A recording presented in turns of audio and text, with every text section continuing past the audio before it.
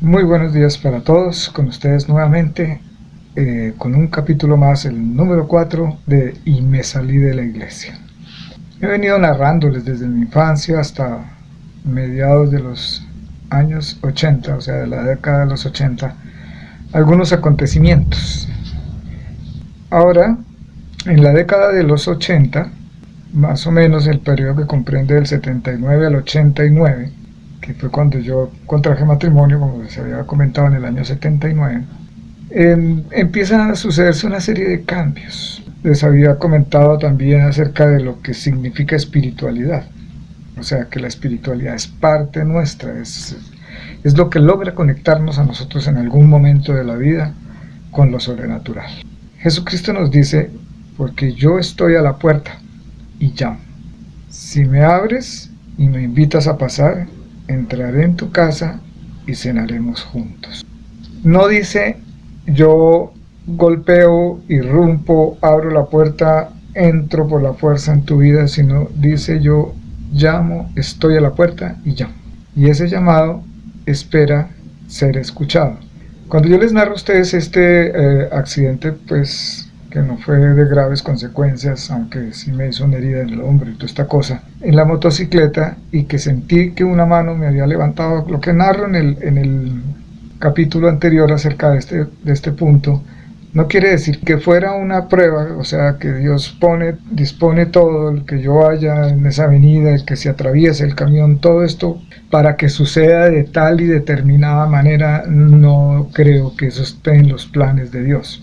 Esas son las cosas fortuitas de lo inherente de estar nosotros en la vida y caminando por la vida. Pero Dios sí sabe utilizar muchas veces esas cosas para de eso hacer un llamado, hacer algo bueno, y nosotros somos capaces de leer ese llamado. Entonces, ¿qué sucede? Pues bien, durante todo el transcurso de la década entre el 79 y el 89, hubo varios acercamientos con Dios de diferentes formas, o sea, llamados. En una ocasión también llega un amigo, lo invitamos a almorzar, y antes de servir la mesa, de comenzar a almorzar, y propone una oración. Entonces hicimos la oración con él. Realmente era la primera vez en mi hogar, en mi casa, que se hacía una oración antes de tomar los alimentos, o sea que se proponía una oración como tal. Eso pasó. Luego llegó un momento en que estuvimos en el encuentro matrimonial, nos invitaron y asistimos, esto fue en Cali. Y esos días de encuentro, porque es un evento que realiza la Iglesia Católica con el fin de ayudar a las parejas a tener una mejor convivencia. Como ya teníamos más de 5 años de casados, obviamente pudimos asistir a ese encuentro. Es más, podríamos inclusive participar del encuentro profundo, pero era recomendable hacer el primero que se hace antes del profundo. A mí me gustó mucho la temática, con mi esposa lo disfrutamos mucho más que el encuentro de novios, que lo hicimos años atrás, recién casados, porque en ese tiempo fue más bien como una especie de juego. En cambio aquí ya teníamos un poquito más de recorrido, y obviamente le imprimimos seriedad al asunto. Al final de ese encuentro, yo le propongo al sacerdote, el que dirigía el encuentro, le digo: padre, a mí nos gustaría como pareja participar del encuentro, o sea, hacer lo que hacen los que dirigen las charlas. Nosotros tenemos tantos años de casados y bueno. Entonces él nos preguntó: ¿ustedes son casados por la iglesia? Le dijimos no. Entonces nos dijo: lo primero que tienen que hacer es recibir el sacramento, porque sin ser casados, sin haber recibido el sacramento, no pueden participar, no nos pueden colaborar. Aunque nos gustaría muchísimo, nos llamó mucho la atención el perfil de ustedes dos, pero un requisito sería ese. Yo les confieso sinceramente que yo sentí el deseo en ese momento, hablando con el sacerdote, de esa participación y de bueno, la posibilidad de podernos casar, pero saliendo de ahí no lo vimos realmente. Nos pareció que era un requisito que no estábamos como muy dispuestos a cumplir. Luego, en la casa de mi hermana, la familia de ella tienen un edificio, mi hermana vive en el último piso. Yo frecuentaba mucho, cuando iba a Bogotá, me acostumbraba a quedarme en la casa de mi hermana porque me gusta mucho la conversación con mi cuñado, Armando. Hablábamos sobre el armandismo, es una filosofía y cuento esto y tertulias acerca de política y de asuntos sociales y de la vida misma y bueno, habían humanismo, habían diferentes temas que conversar y le dedicábamos horas. El sociólogo pues tiene una capacidad de razonamiento muy buena y entonces las conversaciones eran bastante interesantes. Uno de esos viajes a Bogotá, voy subiendo yo la escalera hacia el apartamento de mi hermana y veo en el segundo nivel, en la entrada de ese apartamento, que es de una hermana de él, un afiche de Jesucristo en la puerta. Y entonces yo, ¿y esto qué pasó? Seguí subiendo y le pregunté a mi hermana, y ese afiche que pusieron en la puerta abajo del apartamento de abajo, ¿eso qué quiere decir? Entonces me dice mi hermana, no, es que ellos organizaron un grupo de oración. A mí siempre me han querido en esa familia, las hermanas de mi cuñado, siempre, no sé, les he caído muy bien, entonces yo no faltaba fiesta, o sea que yo estuviera en Bogotá, yo hubiera una fiesta de la familia, yo estaba invitado.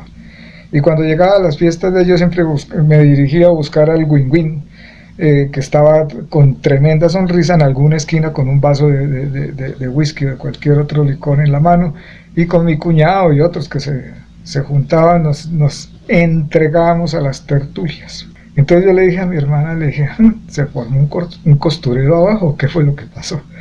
Entonces, no, que el grupo de oración, que bueno, ahí me contó algunas cosas. Ahora después, más adelantico, les narro acerca de eso. Entonces, bueno, una de tantas noches de esas que nos encontrábamos con mi cuñado en la casa de él, arriba, conversando, en otro viaje, ¿no? De pronto era más o menos como las 11 de la noche, ya era tarde, y nosotros ya íbamos adelantados en traguitos. Cuando sube una hermana de él y dos hijos de ella, o sea, dos sobrinos de mi cuñado, el muchacho joven se sienta en el tapete y se recarga contra la mesa de centro en la salita de la casa de mi cuñado, y la hermana de él y la hija se sientan frente a nosotros. Seguimos la conversación porque llegaron, se saludaron y se sentaron ahí. Entonces, en un momento dado, una de ellas me pregunta, la hija de la sobrina de mi cuñado, me dice, bueno, Álvaro, cuénteme una cosa, ¿y usted al fin de qué religión es?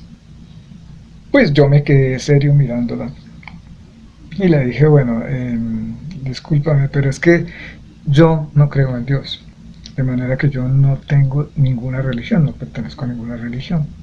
Además, si Dios existiera, yo no creo que Dios tenga partidos políticos, y esto de las religiones es como los partidos políticos. Para mí eso es una farsa. Y me puse de pie y le solté un discurso sobre lo que pensaba yo de la iglesia, de los sacerdotes, de todo de lo que no me gustaba hablar, porque es que yo decía que Dios era un falso problema del cual yo no hablaba, porque si no existía, ¿para qué iba a hablar de lo que no existe? Pero como la pregunta había sido directa, entonces me dio motivo para hablar. Pero ahí pasó una cosa. Esta muchacha pues tenía los ojos abiertos y la hermana de mi cuñado también, ¿no? Y mi cuñado me miraba sonriéndose porque pues bien pícaros éramos en eso. Cuando el que estaba sentado en el piso, el muchacho, hace la demanda de hablar y le cedo la palabra y le digo, dime. Me dice, Álvaro, usted ha dicho muchas cosas que son ciertas. En la iglesia hay de todas esas cosas. Pero usted no ha mencionado sino los hombres. ¿Por qué no hace un giro? ¿Por qué no se da la vuelta y mira a ver qué es lo que hay de Dios en la iglesia? Pues yo tenía 33 años en ese entonces, ese muchacho tendría 19, 20 años y mucho. Yo ya tenía una estructura formada, pero esas palabras de ese muchacho me tocaron, a pesar de los licores y de toda la estructura mental que ya había, me tocaron y me quedé mirándole y le dije, ¿sabe que sí? Definitivamente yo no me he dado la tarea de investigar o de mirar dónde está Dios en la iglesia. Lo voy a pensar. Entonces les dije, bueno, y la próxima vez que venga, porque entonces era un grupo de oración, hoy es una comunidad, la próxima vez que venga a Bogotá, la próxima vez, no esta vez, no alcanzaba para tanto. La próxima vez que venga a Bogotá, entonces yo bajo al grupo. Los acompaño un ratico. Ay, ¿en serio? Sí, sí. Pero yo lo dije por decirlo, realmente no tenía así como muchas intenciones, pero sí me quedó sonando la campanita de por qué no mirar en la iglesia lo que hay de Dios y dejar de ver tanto a los hombres, que somos los que hacemos tantas cosas que no debemos hacer. Pero bueno, aquí les voy a dejar este capítulo. En el siguiente capítulo les voy a narrar qué sigue después, porque yo llego de regreso a Cali y le cuento a mi esposa lo que me había enterado pues en Bogotá con estos, y le digo, mami, ella tenía un problema renal, algo crónico, ¿por qué no vas? Y que recen por usted a ver si de pronto le ayuda a ese problema que tiene con los riñones. Y ella aceptó y bueno, más o menos como un mes después estaba empacada, ella entró en un bus con una de mis hijas y fue a parar a Bogotá, ya estuvo una semana. Un día la llamo por teléfono y me dice, no, es que el señor, yo, ¿el señor? ¿Cuál señor? Entonces, ella era igual que yo, en ese sentido éramos igualitos. Y entonces, bueno, cuando ella regresa de Bogotá, regresa con oraciones, misa, se va a buscar a la Renovación Católica en Cali para integrarse, comienza a invitarme y yo, dejé así quieta, pero la observaba. Entonces ahí sucedió, cuando ella estaba en Bogotá, sucedió una cosa muy curiosa con la hija que se quedó conmigo. Y es lo que yo les digo a ustedes de las campanazos del Señor, de cómo lo va llamando a uno y lo va llamando y lo va llamando de una y otra forma, a ver, hasta que uno va escuchando, ¿no? Se va como tratando de enterarse. Ojalá nos enteráramos todos algún día, porque es que puede uno pasarse la vida entera sin enterarse. La que se quedó conmigo, yo llegaba una noche de montar a caballo cuando mi esposa estaba en Bogotá, y más o menos eran como las 10:30 de la noche. Ella era muy obediente, entonces le dije, bueno, nena, te acuestas, te duermes. Yo me quedé con ella, pues como no estábamos sino los dos.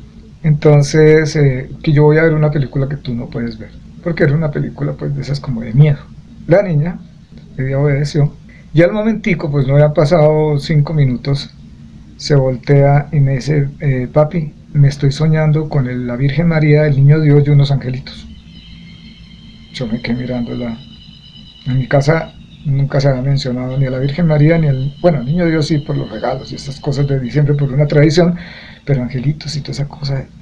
Bueno, le dije, bueno, cine, volteate y sigue durmiendo. Volvió a voltearse y me dijo, papi, que me estoy soñando con la Virgen María, el Niño Dios y unos angelitos. Yo, bueno, nena, sí, pero te quedas dormida. Cuando llegó mi esposa de Bogotá le pregunté, le dije, ¿ustedes qué estaban haciendo a tal hora, tal día? En ese momento, en lo que era el grupo de oración en ese entonces, estaban ellos orando por mi esposa y por la familia. Y la que recibió la oración, o sea, la fuerza de la oración, fue mi hija para comunicármelo a mí. Esa fue una de las primeras cosas que, después de lo de la mano grande que sentí que me levanta el cuerpo y me lleva las manos hacia el manubrio de la moto, esta otra es otro campanazo fuerte, muy fuerte. Entonces me quedé yo pensando, ¿no? A pesar de la reticencia de que mi esposa, con la renovación y con la misa y que las oraciones y que el rosario y que todas estas cosas, que yo no estaba dispuesto a empezar con eso, me sonó, me caló muchísimo. Dije, interesante, muy curioso, y obviamente ella me comentó que ya sucedían cositas. Entonces quedaba pues que yo tenía que volver a Bogotá porque yo hacía viajes periódicos recorriendo el país. Llegó el día en que tenía que viajar y estaban todos dispuestos esperando. Entre esas mi hermana.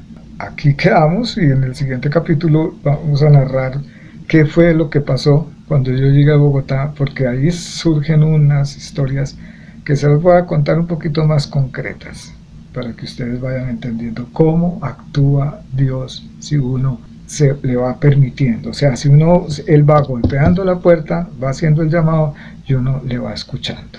En esa medida es que Dios actúa con nosotros. Es bien interesante ir llevando poco a poco esta historia, porque son acontecimientos de orden espiritual, sobrenatural.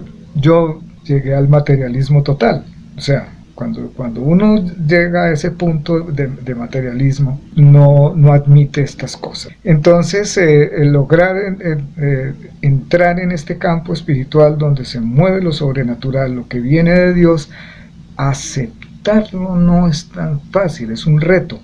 Luego, es una fuerza muy grande que viene de Dios, y si uno es capaz de recibirla, de percibirla, de entenderla y de canalizarla, entonces se abre un campo completamente diferente y desconocido de lo que uno tenía entendido por la espiritualidad y lo que significa y es el camino de Dios. Cuando uno dice Dios es un ser vivo. Bueno, la invitación es para que se suscriban en el botón a mi canal y esperen para el próximo capítulo, el capítulo número 5, en que ya nos llamaremos esta historia Y me salí de la iglesia, sino le cambiaremos al nombre por Y regresé a la iglesia. A partir del siguiente capítulo comienzo a narrarles a ustedes qué pasó para que yo regresara a la iglesia, qué fue lo que sucedió.